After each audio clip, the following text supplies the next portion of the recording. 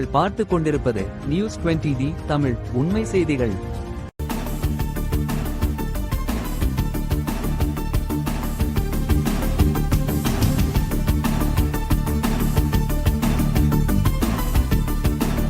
திருச்சி உழவர் சந்தையில் அபிஷேகபுரம் மண்டல பொங்கல் விழாவை திருச்சி மாவட்ட ஆட்சியர் சரவணன் தலைமையில் பெரம்பலூர் பாராளுமன்ற உறுப்பினர் அருள்நேரு MP சிறப்பு அழைப்பாளராக கலந்து கொண்டு பொங்கல் விழாவை தொடங்கி வைத்தார்.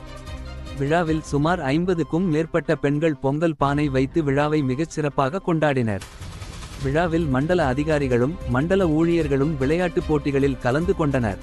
இந்த விழாவினை அபிஷேகபுரம் மண்டல உதவி ஆணையர் முன்னின்று நடத்தி போட்டிகளில் வெற்றி பெற்றவர்களுக்கு பரிசுகள் வழங்கினார்.